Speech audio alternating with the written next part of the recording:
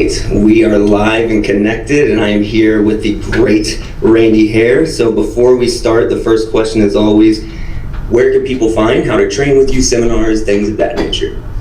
Well, there's two websites. There's randyhare.com that lists our schools and seminars and stuff of that nature. And then there's alphacanine.com, which is the main business that we work under, Alpha Canine Training Center Incorporated. And that's where we hold all of our schools, two locations, one in Jackson, Mississippi, and then one in Nashville, Tennessee. The newest one, we've been here in Nashville for about a year and a half, and really like it here also. So it's an exciting time. We get past 2020. Yeah, exactly. And then what kind of stuff are you guys offering between all those locations? Well, there's a lot of obedience training. You know, we've gotten into the realm where that's probably the biggest part of our business, helping people with their pets and stuff of that nature too. There's just something about working with people who really, really care about their dogs, and that's what pays the overhead. It's what pays the bills, and that doesn't mean that we're not doing the detection classes. We still are, and doing the schools, and it's working out pretty well. Yeah, definitely. The pet training, there's tons and tons of them. That's what keeps all of our lights on and able to do what we're passionate about and what we love, right? So for many people that don't know, for me, I'm sure people have found you many different ways, but I've always been obsessed with thinking outside the box and behavior and what things you're capable, and we always need to be going somewhere. So I was really drawn to you because your detection work was just so different. It wasn't the cookie cutter McDonald's pop a ball off a box next, pop a ball off a box next. And so it really intrigued me what you were doing, is because there was some really deep thought that went into that. So before I guess we get to the point that I'm most passionate about and obsessed with within your training, where did it all start for you? Like the dogs, the passion, kind of what was the journey that got you there? You know, back in the 70s. Way back in the 70s, late 70s. Try to get every moment I can. Back in the late 70s, I decided that I wanted to utilize dogs for hunting. You know, something about the man and the dog providing for the family and out on the chase, out on the hunt, you know, and that thing just, it blew my mind. It's something that I wanted to do, so I bought a couple of rabbit beagles, and you know, they weren't anything special. They were $35 a piece, and they didn't even look like beagles, really. They were instead of black and tan, they were black and silver. And I'm trying to figure out how to get these dogs to chase a rabbit. And with my last name being Hare, I took a little bit of ridicule. Yeah. But I think they were 6 months old to the day I happened to be out in the woods, and it just happened. I mean, I heard one of them scream. I thought he stepped on a snake, and before you know it, they were out after a rabbit, and they were screaming, raising 9 kinds of sin as they were chasing this rabbit. And I remember how excited I was, and then how that excitement quickly deteriorated to terror as I thought I was going to lose my newfound $70 investment. And before you know it, they started getting louder and louder. Well, I didn't know that the rabbit went out there, made a circle, and then came all the way back, but I learned very quickly that that's the deal. Mm-hmm. And as I saw this rabbit coming toward me, I remember, and it was just a rabbit, but I remember my heart was pounding, you know, everything in me was excited. And you see this rabbit come by, and he walks by and gives me a little nudge, and then he goes on. I said, man, this is cool. Where did it just come from? And then I see the dogs. They're coming and they're raising 9 kinds of sin, like I said, but not only are they screaming, I call it screaming, but they're also got their nose on the ground, on the track. They weren't way over here, they weren't way over here, they were on it. And the only time they seemed to make that noise is when they actually had that scent going across their olfactories, and they were in motion headed toward that end. And I remember thinking at the time, you know, how did they know which way to go after this rabbit? And how many rabbits did they cross? How many rabbit trails did they cross and know to stay on this one? I guess if nature intended them to go the wrong way, they would have starved and the species never would have survived. So there are certain things that a dog can do that we're never going to understand. At least probably not in our lifetime. No. But it's there. and they've been doing this for thousands of years, and you interject the human mind as to what they should be doing, all of a sudden things start getting a little fuzzy. Yeah, it gets real murky once we start getting involved. Real murky. They come back around, they're chasing the rabbit, and I shoot the rabbit and was lucky on this particular occasion to hit something, and it killed the rabbit instantly. And I remember thinking, man, these dogs are going to tear that rabbit up when they get to it. And they're coming in, and they get to the rabbit, and they nudge him a couple of times, move him around, run off to the side, and before I know it, they've got another rabbit up running him. It was infested with rabbits there. And they got another one up running him, and that really messed me up. I thought, like wolves, they were only chasing the rabbit because they were hungry. Yeah. No, my brother, it was the game. Yeah. The game is what's important to them through a couple of thousand years of domestication, and they depend on us now for food. They still want to do those things. Mm-hmm. Innate ability is something that I never gave any thought to, but you start watching these dogs do things, and these kelpies, border collies at 14, 16 weeks of age, who had only been on the earth for, 14 to 16 weeks. And they're herding these sheep like crazy. And all that happened when the sperm hit the egg, and they're that good at it from the get-go. These dogs are that good at it from the get-go, and we know more about training than we do now. Mm-hmm. Wow. And then it took me about 15 years of professional training to realize, hey, that's what this is. It's about a human being being able to recognize the dog's innate ability and put enough with it from the training component that you don't ruin the innate ability and you have something special. Everybody says, well, he's got to have a certain dog to do what he does. Damn right I do. I got to have something that has what it takes to happen when the sperm hit the egg in order for me to perform the way I want to perform. Yeah. Your dog and you. Precision, speed, accuracy. You have all of those components, and as such, you finish at the top of the podium. There's something about that just sends chills all over you. And that's my motivation. That's what intrigues me so much, is learning something and getting to the point where we can learn from the dogs instead of us trying to force it into the dogs.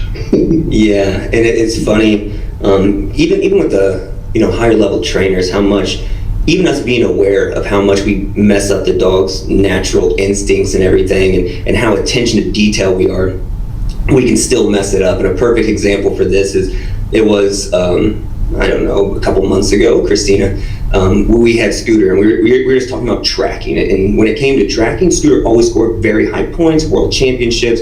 He just took high tracking at nationals. He wasn't pressured, but he never had that tail that was really kind of up and waggy, and it was more out. And then we would always play that game of like, oh, well, if the tail's up, they're too happy. If, concentrated looks like this, and kind of a picture, and understanding that every dog is different. They're going to express themselves differently. But as a trainer, I did all these things to create this look that I wanted within the dog. And the way that his tail set was, he got away with it. It was natural, it was free. But in my mind, I created this thing, oh, that's him, that's who he is. And Christina was arguing with me that no, he would naturally track with his tail up if you would have just let him be. And we kind of went back and forth, right? My wife's an excellent trainer, and that's what we do. We bicker a little bit. And then after that, we decide we need to blow off some steam. You know what? We're going to go for a walk. You're wrong, right? You think I'm wrong. I think you're wrong. We're going to go for a walk. So here we go. I got Scooter on a leash. We're walking around beautiful Hawaii, having a great time. And all of a sudden, off the sidewalk, Scooter puts his nose down because he smells something and starts going. And it triggered in me that he wasn't racing. He wasn't going fast, his nose was deep, and she was right. His tail was up and wagging, and he just sat there. I don't know if it was like we got like the mongoose here or something that went, but it intrigued him, so he wanted to follow it. And I looked at him and I said, I had all these B scores, but I still messed you up because that's who you are naturally. Because when I would go to do stuff, he'd want to race, but naturally, he wanted to go slow. He wanted to take it all in. He wanted his tail to wag. So yeah, it's funny that even how much emphasis I put into it, I still mess him up. Oh yeah, yeah, and it's kind of what it is we want to do. If we want to compete, then we have to have it a certain way. We have to bend that innate ability and have it a certain way where the dog gets judged on how fast he goes, the tension in the line, the turns, are they precision turns? And they have to separate that from someone else. So yeah, it becomes a job for them, even if they enjoy it. But yeah, when you see the innate part, that's when you see a dog doing what it loves to do, and the body language is different. And admitting that your wife was right here on National Dog. Yeah. I have newfound respect for you, brother. Hey, I'll always admit when I'm wrong. You can't get better unless you admit it, right? First step's admitting you have a problem. That's right. That's like the hardest thing. And you're trying to say wrong. I was wrong. Yeah. So what kind of got you into, because like when it comes to this detection stuff, the beauty for me, and literally the other night, the canine, one of the canine sergeants majors, I was talking with him about the training styles and how the military does stuff versus civilian world, things of this nature. And what interests me is, traveling the country and everywhere, detection's not necessarily my thing. I learn from it, I take from it because I can use it, but doing detection work and stuff, I get to see it. And there's so much manipulation where we control the line, people are still pointing up and down, you gotta go here, go there. And yours is basically just let the dog work, at least nowadays, is very much so, stay out of it, let the dog work, and train him to do that. What kind of got you to that point? Like, was there a slow progression in this as you started to play with it to figure it out? Was there that aha moment that you came to? Because I highly doubt that they were kind of free shaping this stuff, back, that many years ago. Mm-hmm. Let me tell you what they were doing back that many years ago, and still today. And it's the only time that it ever happens is that when a puppy is born, he hits the ground, the nose is the only thing that's working really. The eyes and ears don't start working until days later. Is that nature's way of showing this dog that the nose is going to be the integral part of his survival? Something that he better learn to use very, very quickly, even if it's finding the mom's teeth and getting to it without the eyes and ears playing a part. And then they meet the human being. They open their eyes and it's the first thing they see. Yeah. Somebody with that type of look on the upbeat. And everything after that is all about the ears and the eyes. Yep. So as we shape the behavior using the juju bean and we give them this for that and the other thing, we are convinced, like I was with those beagles, that I somehow was an integral part of their education. Mm-hmm. And sometimes that integral part of their education is not always the best thing, especially when the dog is so in tune to us. Heel, and then we correct him and make him heel. And when we stop, we insist that he sit. We correct him, and it's all into us. Then when we get to the detection work, we try to do the same thing. Mm-hmm. We try to lead the dog around, have him do this right there. We make him sit, and then we throw him the reward object. Those are mistakes. If there's one expert in that room that has to do with olfactory, and it ain't you. Exactly. Hello, McFly. It's the dog. So if he's been doing this for thousands of years, enough to stay alive on this earth and keep his species from going extinct, maybe he knows more than what we think he does. It's all in finding that dog that wants something badly enough to do whatever it takes to get it. Mm-hmm. Ball drive. Really? Ball drive. The dog just woke up one day and said, I like the fuzzy balls. I like the slick ones too. But balls, I just gotta have them. There's no real nutritional value in them, just like there's no nutritional value in jute. We wouldn't go say the dog has a great sleeve drive. Yeah. It's all about the object, and the object that involves a game that dog lives for, and that he attaches that object to that game. So when I reward the dog, it's not about throwing the ball in at him and having him grab it and go all over the place. I don't want wasted steps. You don't have any wasted steps when your dog downs on that article and you're reinforcing. You give a little game right there. It's actually reinforcement within the behavior, mm-hmm. not on the outsides, not away from it, within the behavior. So, as we learn that and realize that it's the game that the dog's really after, we deliver that reward object at that place and create that game while the dog is inhaling that particular odor, the target odor, from being at the source. And the dog knows the difference, I believe they have to, of the odor being close to the source and the odor being away from source. Jeff Shetler calls it, I believe, the proximity alert, where the dog gets close enough where he's letting you know, dude, it's right there. And I'm telling you, and something that might keep them above ground, which is really good at. And, you know, reading the dog is paramount. Trying to treat them like they're a Geiger counter or a machine going up and down the seams of a car is a waste of time. Yeah, exactly. You let the dog do it.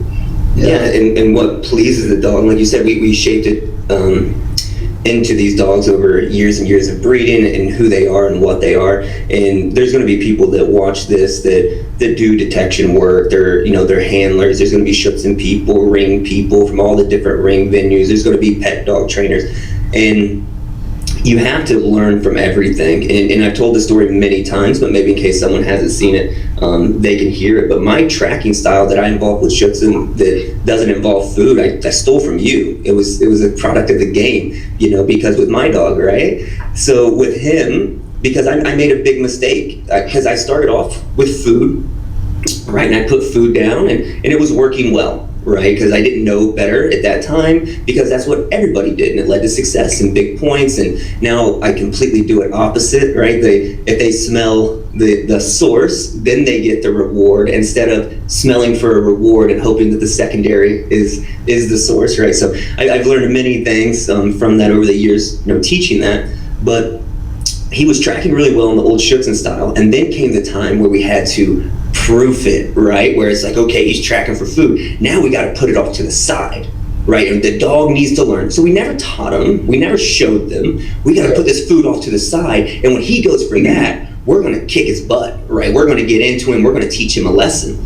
And it obviously, me being younger at that time, it triggered something in me. I was always fully aware of things. But when you have champions and stuff around you, you go, I mean, I guess if this is what it is, it's not fair, but it's not quite abuse. What's the level of abuse for this, right? So I said, okay, we're going to do this. And then comes a dog, like you were saying, what are they willing to go through to do it? And later on in life, I understood that is how you define drive. What is the resistance a dog is willing to overcome in order to satisfy that drive, whatever it was? And I had a dog that his resistance was through the roof. Now he goes, I want that cheeseburger that's off the side of the track. I have a high desire. I'm dominant. I want that. And now we're going to get into you to tell you not to. And he's like, I can take this like candy. No problem. Pain tolerance to the roof, do all this stuff. And all he learned that day, after all the silly stuff we did, was, oh, I don't think he wants me to eat food on the track. That's all it led to. And the next day I brought him out the track, and I had food on the track, and he walked over every single one of them.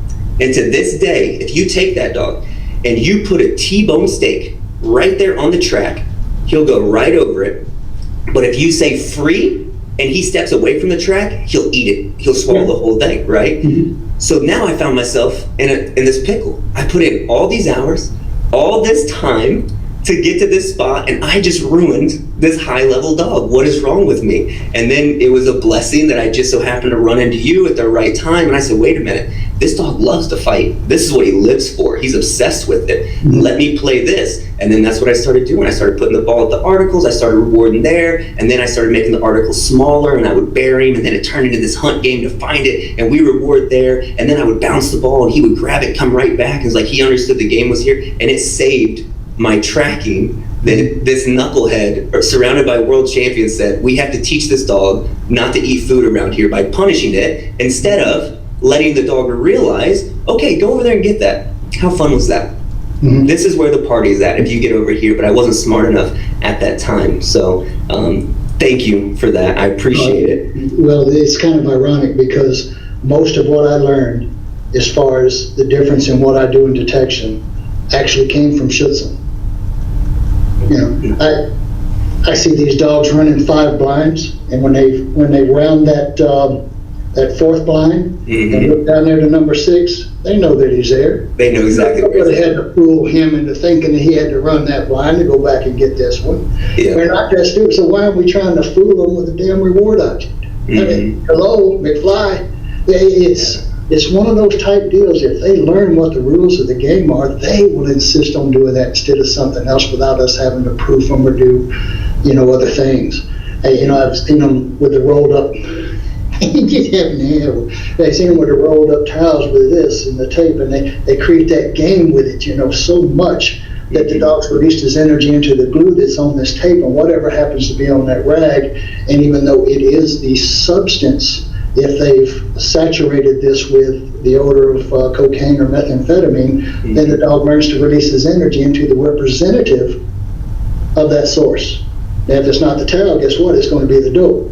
And then they're going to correct the hell out of him for doing that.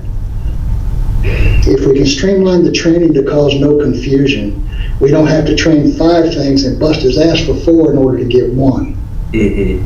And I know exactly what you're talking about but it's went to a tracking seminar once, Guru, and loved the guy to death, but he was mainly after force tracking. He had won a couple of FH's championships, and like I say, loved the guy to death. My dog had already located 3 or 4 suspects by tracking them back in the traditional way. We just, we had to realize that the dog already knew how to do this to some extent, and just allow him to do it. And there's something about the adrenaline funk that somebody puts off right after they commit a crime that draws them even more. Yep. And I had successfully found 3 people, and the 4th one was found before I actually got there. But I was having high success, and I almost ruined that dog trying to force him to track disturbance. Not that tracking disturbance is bad, because it's certainly part of the scent picture, but the best tracking dogs I have ever seen are ones who maybe had a foundation for schutzing in the disturbance, but then were allowed the freedom to use the air scenting afterwards. And they had a good concept of what the whole picture was, enough to stay close enough to the track that increased the likelihood that I may recover some evidence on that track.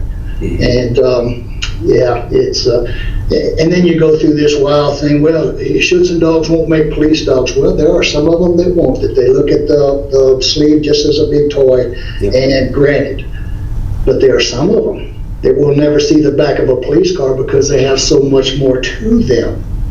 So you have these ideologies and beliefs on both sides, but I always found some really, the dog's a little dirty in the blind. He's a little hard to control. Me like it. Like now, if he's all prim and proper in the blind, maybe he's just doing it for a toy. But it's a little on the nasty side. I always appreciate that. Yeah, you need to get rid of him. That's what I would do. In fact, I'll give you $500 right now. Yeah, I'll take him off your hands. Take him off your hands, no charge. But yeah, I found some really good dogs that way. Really good dogs. Yeah, and with the way that you do it, because you were talking, a certain type of dog can do this, and there's others that don't. And if you have a dog that behaves this way, their genetics are this way, you can train 7 dogs, and the time it would take you, to train a different amount on the other side. So I can get 7 out the door before I can get 2 out the door that don't have the proper genetics and proper drives for that. Once again, discussing it the other day with a couple friends, and their beliefs on it. Does this way, rewarding with the game, rewarding as source, does it work with an extremely possessive dog?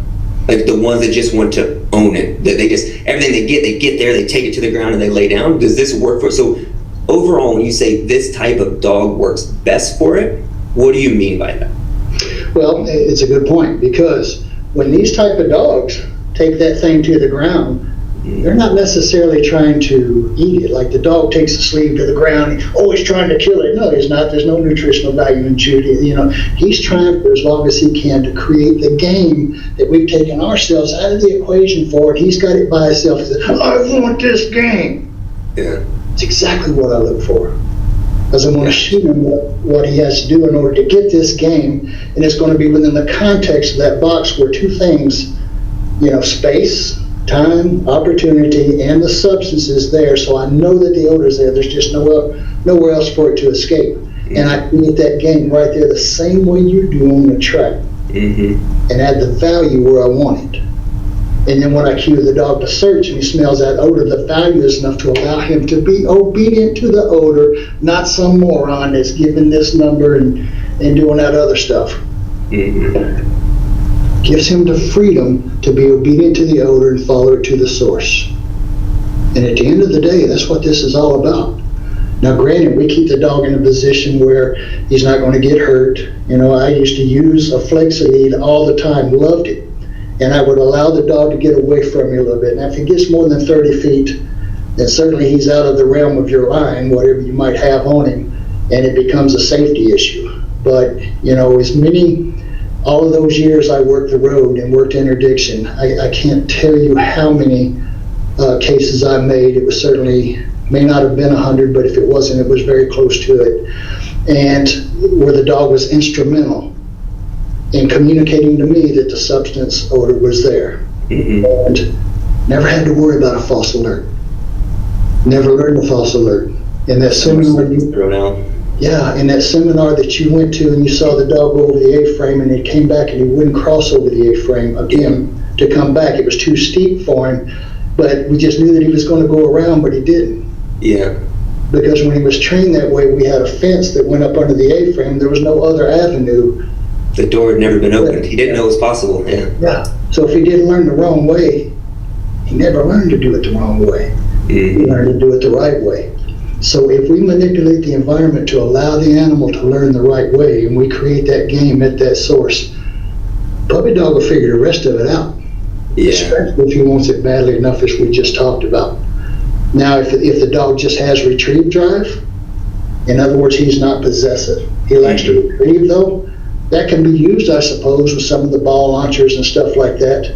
But it's not what I do. You know, I find, and the ironic thing is most of the dogs that we utilize in police work are going to have that same drive. That's part of their nature. You see what I mean? Yeah. Listen, dogs, same thing. Same thing. Very few of them are doing it out of just prey. Some like the contest. They like that close range game. And when you slip the sleeve, what do they do with it? You know, carry it up, they maybe carry it in a circle. You slip the sleeve, you back away, what do? Bam! Ram it right back into it. In other words, they've learned that that object is more valuable if that game is attached to it. We provide the game. People say, I'm tired of stringing the dog up and choking the heck out of him to get him to let go of the toy. You don't let go automatically. Once they leave the source, they just... It's no longer valuable. No longer valuable. The reason they hang on to it for the fight is that's the only place they ever get it, and they're willing to take the hash whipping to get that game. That's the sad part about it. You know, if we realize why they're doing what they're doing, it's easy to manipulate that to our advantage and to the dog's advantage, and to get that all-powerful success without false indications. And I think it doesn't matter the venue. I think that's one of the major mistakes that people make, regardless of what venue they're in, is whenever they're having trouble getting the toy back from the dog or whatever they're using as their reward source, it's because they made it, their interaction is about just that toy and the ownership of that toy, and it's not about the game and the play afterwards or the behavior. So, I mean, even in Schutzen, people are like, man, how does your dog heal like that?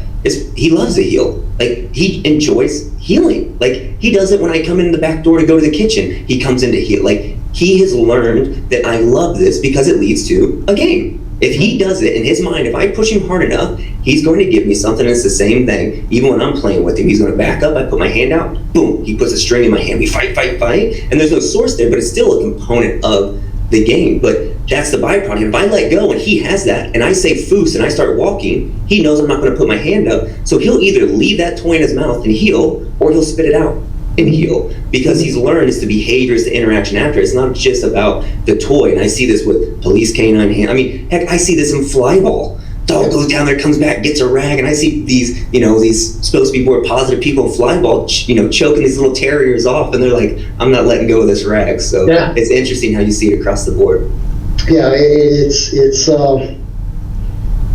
It's wild, really. It's recognizing what he wants and consistent with that game and playing into it and utilizing that to our advantage. And Yeah. So when you're starting out and, with your stuff, obviously, you don't have to give away too much with it, but I'll go for me first so you can understand the concept. So the two questions are going to be, with the source in the learning phase, do you add the reward with it, or do you, use it after? So that's kind of the first one. And the second one is, do you believe in source is where it's at, and then odor is everything that happens around it? So for example, on my end, I've learned to do it in reverse. We used to put, for example, food down, so we'd stuff around, and put food down, and the dog would find the food, and the byproduct of that is we're hoping the secondary thing is they understand the disturbed earth. But I realized that all puppies are very, very interested in smells and with their noses.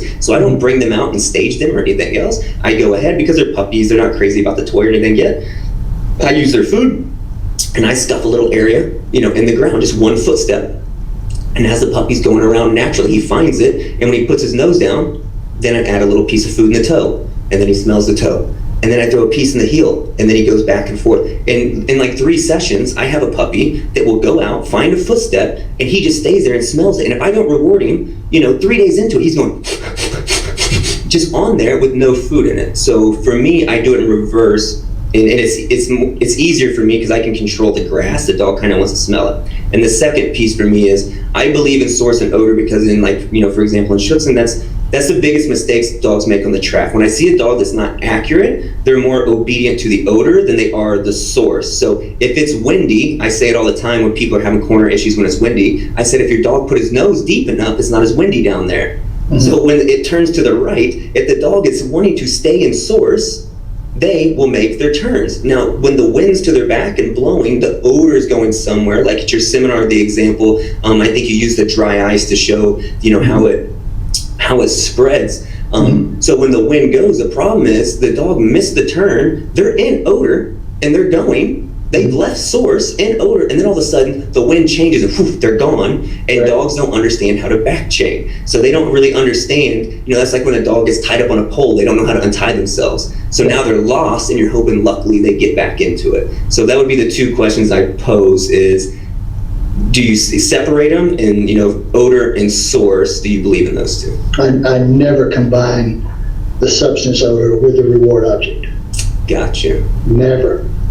Okay, it's one of those type things where, I don't want the value to be on this. I don't want them looking for this. Mm-hmm. I want them to understand that if they find that, this will happen at that place. Yeah. Just like, for all practical purpose, your dog is actually tracking the source. Their nose is on the source of the disturbance, instead of, learning the odor first and learning it a different way by combining the food on the track. See? Yeah. Everything we do with those dogs, man, they are learning. And if they learn to track food along with the source of the track, they start looking for it later when it's not there, and then we cause some sort of confusion. What you explained a while ago was very, very clear. It's this for that. If they get to the substance, they're going to get this, regardless of whether I try to throw it over their head or anything, which I don't do. I'll walk around in front of them and give it to them at the source. In fact, my main response for the dog is what I affectionately refer to as, bitch better have my money, because they're there at the place. They expect to get paid there, and I pay them every single time. And the payment is that game. And for using those boxes, I simply manipulate the dog where it can get to the place where it smells that at the source, and have that game comes afterwards at the same time, so that they expect to see it there later. All training is an expectation. It's manipulating the dog where the dog expects to be paid for doing a particular behavior. And that expectation gives us a whole lot of things to work with. And dogs who are able to figure out what it is when we start introducing puzzles is what we're looking for. We put them in a position to figure it out. We gradually escalate the difficulty of what we want them to do so that they can catch up. We don't go way ahead of them and screw them out of it. And I see a lot of people doing that, going with the heavy distractions right from the beginning. It's like this: you build it. You build a bite dog. You build a detection dog. You build a tracking dog. And those that know how to build in increments that the dog understands without deteriorating any of the innate ability, they prosper. They get on the podium like you've been. I think the manipulating the environment, that's another huge piece, and that's a huge takeaway. Like many things, like people can watch you train these dogs, but with any high-level trainer, when you watch them, there's things going on that you don't even realize. Like it looks simple, and that's the great thing with excellent trainers. They take such a hard task and make it look simple. And then so the normal person's like, oh, like if I just put a ball here, like they'll take it. So I think another huge takeaway is, like you said, you allow the dog to think independently, so they solve the problem, but you're such a master at manipulating the environment so they can also really not make those huge mistakes, especially during that learning phase. And that's another big thing that I've taken away. So, something as simple as, somebody throws down an article and they're like, oh, I'm just going to reward with the ball right here. But they don't, now they're doing it in a field where a cat can run by, the dog's not on lead. There's so many mistakes that these dogs can make, so I think there's just such a beauty in controlling it, so those doors never become available. They're not going to go back and check those doors. And like you said, that the A-frame video is just a beautiful example of that. And that blew my mind when I watched it, because I was like, that door has never been opened, so the dog doesn't think it's possible. Right. So, but also not forcing a behavior, because that's another piece. I see a lot of people that can manipulate the environment and control it, but the dog only really has one option, and they never learn how to think with it. And I think that's what separates you, and the people aren't catching on to is, I can control it to make you think independently, right? And so you can get there, but also you can't make all those mistakes. And that's something we can take in any venue that we do. So. And you think about that, and you see these dogs that carry the sleeve, ram it back into the helper in order to create a game with it because he's realized it's not valuable. If you put on another sleeve and he sees it, boom, how quickly he outs that sleeve and comes on. Yeah. And I know there was a ring sport video not long ago that was circulating around Facebook where a dog was protecting the basket, and he had his back feet on the basket, and he's looking at the decoy that's going around the outside of the circle, and of course they try to influence them to break away from the basket and come to them. And the dog knows what the rules are. He has to be touching that basket when he bites, and when the guy backs off, he lets go on his own and comes back to the basket. And the dog finally got enough of it, picks up the basket and goes over there and nails it. Oh, yeah. Now to me, extra points. Yeah, that's genius. I want a dog that thinks like that, and everybody's sitting there looking at each other. What the hell just happened? What did he do? You think they can't think and reason? They can. Yeah, they can. If the reward is high enough, the exercise is clear enough, they will find a way to achieve it. Mm-hmm. Wow. We don't deserve them. I swear to God, we don't. I mean, it's unbelievable what they're capable of. And, trainers like yourself and, several others out there, there's a bunch of really good trainers out there. You get to a point where you stop listening to all the yeah, and you're picking it up from the dog. Yeah. And when you do, that's the purest form of learning that you can have. Yeah. But most people's egos will keep them from doing that. Yeah, and the progression, and I've seen it in many friends over the years that used to be here, and now there's people kind of going here because they don't stay open. They don't take away from different people, different things. Mm-hmm. Like you said, in the beginning, you want to mirror people because you don't know any better, so you mirror, and then if you're smart enough, you learn that and you start to think outside the box. Hey, what about this? And there's no just one way to do it, and then you kind of go over here and you go over here, and then after enough years, if you travel enough and you really analyze it, understand the science, then you hit a point, like you said, where the dog is going to tell you. That became your lab. Like, you are now a scientist. This is your lab, and you're in there, and this dog can teach you things. And that's the beauty of getting outside the box. We're not even close to their capabilities of what they can do and what they can attain and to build up. And, you know, I'm raising dog after dog for myself and other sport people and police departments. And each puppy that I raise up, like, I'm just learning more and more. And then each one, what else can I do? What else can I do? And it's endless.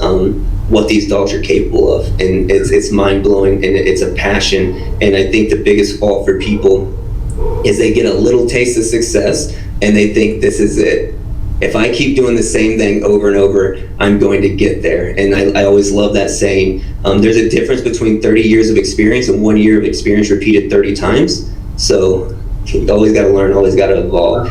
So going off of that with you, what do you feel about, and there's always different beliefs on this and everything else when it comes to the detection between the actual narcotics and substance and these scientifically manipulated ones, right? So there's many different brands, everything else, but these people that are making it in a lab saying this is the odor how it needs to be and what we're actually going to find on the street. And we all know the differences. The people on this side say this is the purest form drawn down to what the substance actually is. And if you use the street stuff, who knows what's put in there? Did they cut something with this? They cut something with this? And then there's the other side. The general theme is if you're not using real stuff from the streets, then it doesn't count. So where do you kind of fall on that line? I finally went ahead and did an experiment that I have listed on my website at reindeerhare.com, where I tested one of those products. Tested it the best way I knew how, and totally videotaped the whole thing with no cuts in the tape. And at the end of the day, I'm going to use the real stuff. And not only am I going to use the real stuff, it's going to be context specific to the geographical area that I'm working and what the best knowledge we have of who is supplying that geographical area. So if I've got cocaine coming across Eagle Pass, Texas, into South Louisiana or North Louisiana coming across the interstate, I'm going to make a point to get some of that in order to train with. Okay, C4 from the military is different over here than it is over in Iraq.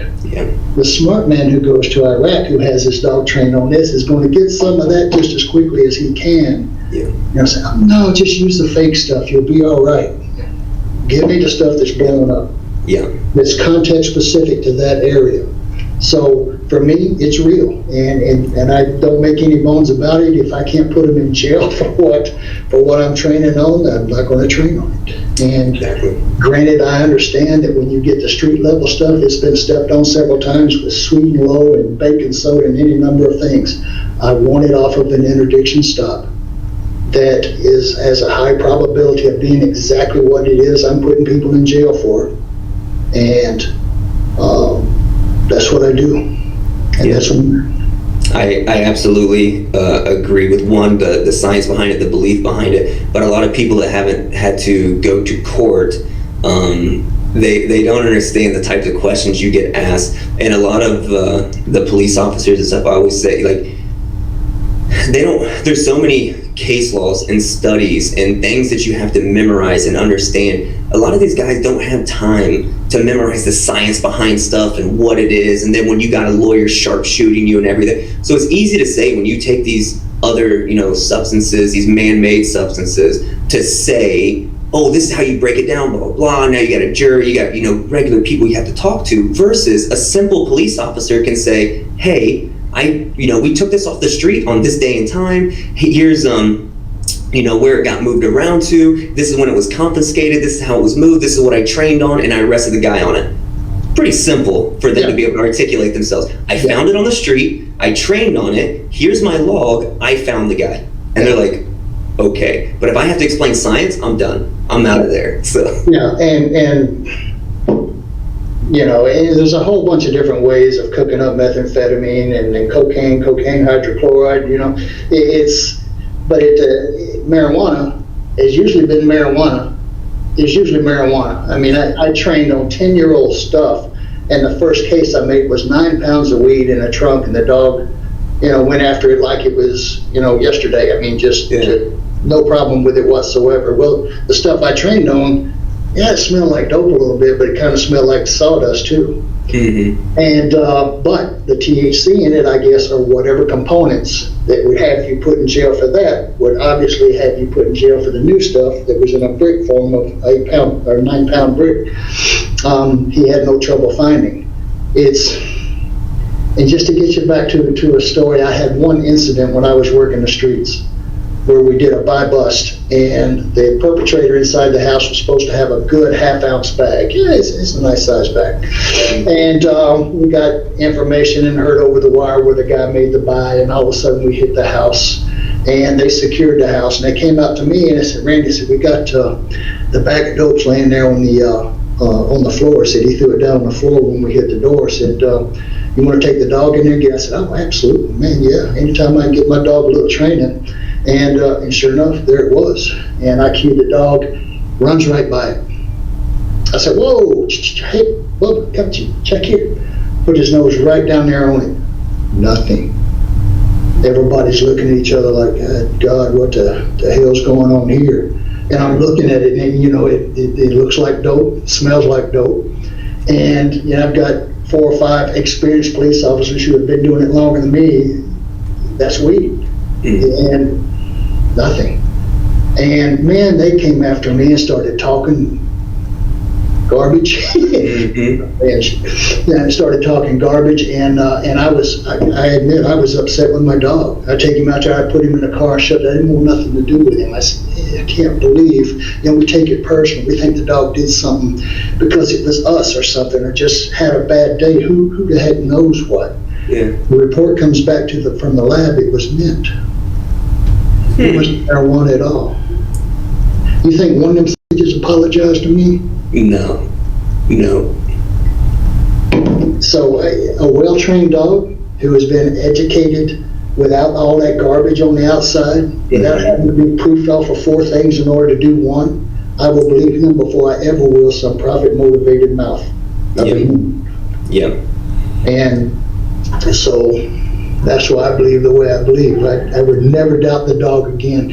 I had one other incident on the road where the dog kept hitting the same place in the car, the same place. And it was a truck, pickup truck, and over the wheel well down into between the wheel and the cab.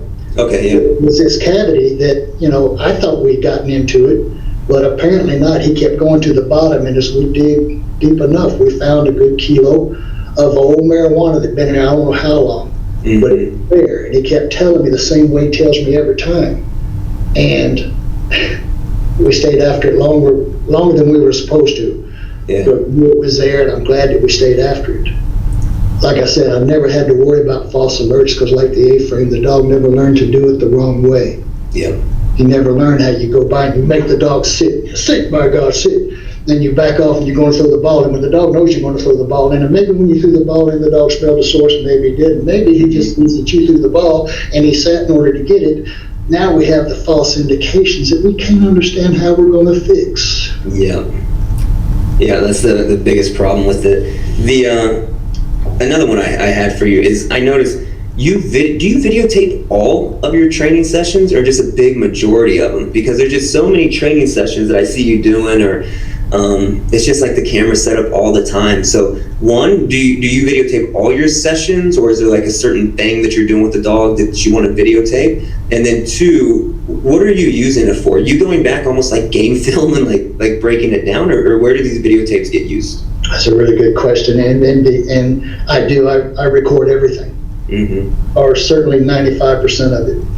And I do that because I've learned that on occasion something happens that you can't explain, and if you've got it on video, you can go back and look at it. And there were some of those videos in that seminar where the dog took the ball, pulled it away from him. When I created slack, she took the nose and put it right back on the holes exactly where the source was.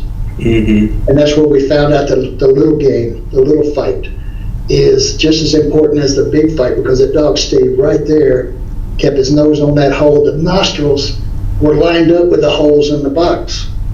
And bump, bump, bump, bump. And she's just sitting there looking around. And that video I sent out the other day was somewhat the same way. This new dog caught on to it right there. All of a sudden her whole body freezes while the nose is right there at the outskirts of that where the source odor was coming out, and we're creating that game. Boom, boom, boom, boom, boom, boom. Every bump, the odor's coming back and forth across those olfactories. There is no wasted space, no misunderstandings.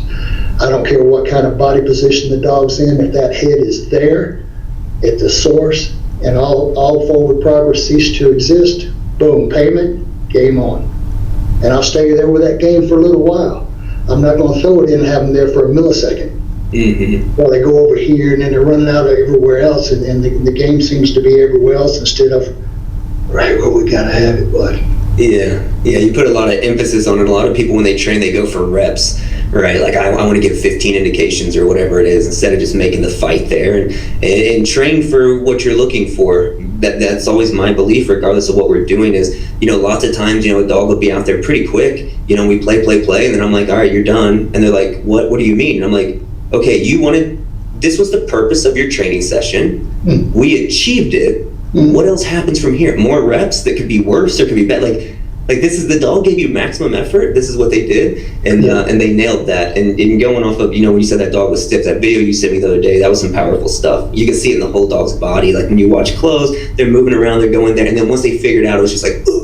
Yeah. Like everything was tense. You could see the tail and everything. Like you could see that light bulb go off. It's a beautiful thing. And that's one of those things where you video it, and then you can educate somebody else to show them, hey, explain to me why this just happened. And once you figure out why it happened, it's a beautiful thing. And it's but yeah, the repetitions, there's not going to be one repetition on that reactor where there's not a search behavior to making a find. Otherwise, you're just going back to the same place 9 or 10 times.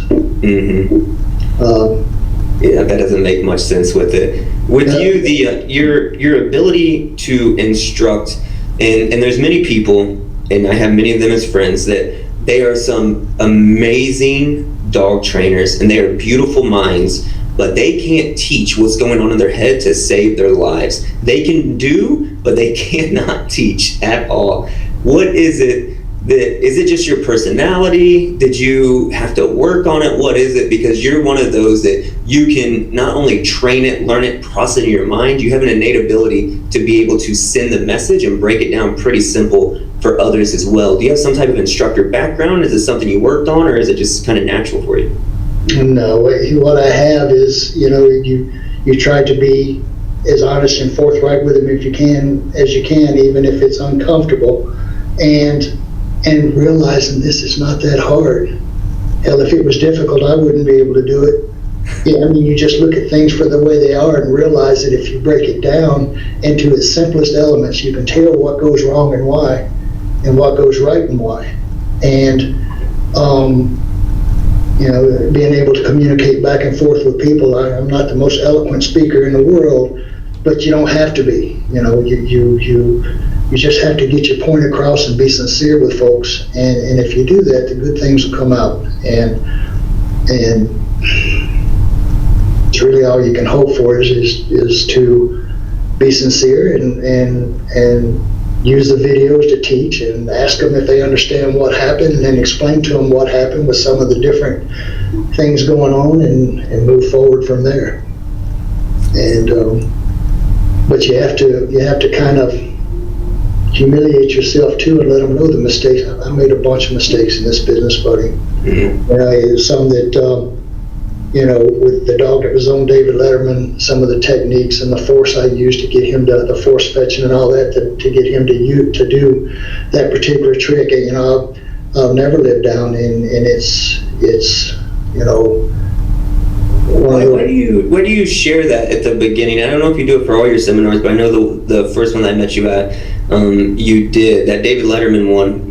Obviously, you're not proud of what you did at that time, but that's just kind of what we did back then. And you've obviously gotten better and revolutionized the world of dog training. But why is it you always share that? Like, what's the purpose you're trying to drive home with that? Because I think that these guys are so used to hearing people say, "Oh, damn it, you got to do it this way." Unless I humiliate myself and let them know what kind of mistakes I've made, it would be hard for them to listen to me, and even more so hard for them to admit their own shortcomings and mistakes, you see. And I think that's what we need in the dog training business, is more people doing things like that, in order to break down the ego testosterone crap that retards all of our growth. Yeah. And it's and just talking draws a like, lot of egos. Yeah.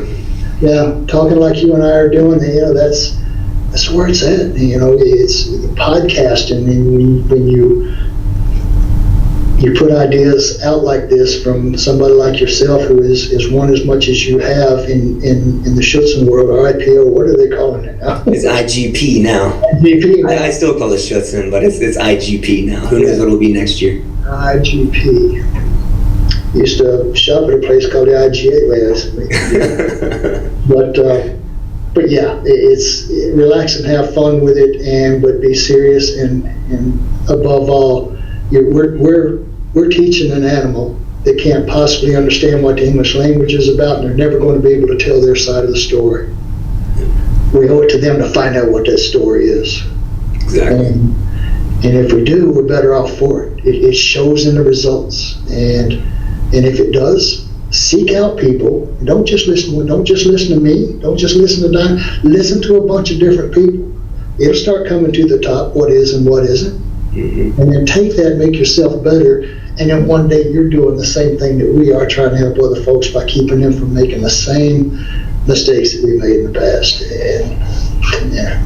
Exactly. And I think we'll go ahead and end on that. I couldn't say it any better. I think that's a great moment. So I just want to end by thanking you. I appreciate it, you coming on here. I know you probably haven't seen the other ones, but the reason that I'm doing this podcast is for me. I get people that send me messages all the time. Oh, ask them this question, ask them this question. But the intent of me starting this is obviously due to COVID, we can't travel and do stuff. So it's a way for me to reach out and connect to people that I respect, have influenced me, that I appreciate, and it keeps my dog mind sharp, because when you can't travel, train, have big groups, it makes it hard to keep evolving, keep thinking. You're kind of just working your dogs or the ones that you have around. So I appreciate you coming on, helping me expand my mind a little bit. I always learn something when I'm with you, and I appreciate it. Likewise, buddy, and I'm sure everybody watching this knows who you are and what you've accomplished. I could not be more proud and happy for an individual who is a class act in this business that you're doing as well as you're doing. And hats off to you, man. I appreciate it. All right, Randy. Take care, and hopefully I'll see you in Nashville before too long. Sounds good, brother. All right, take care. Bye.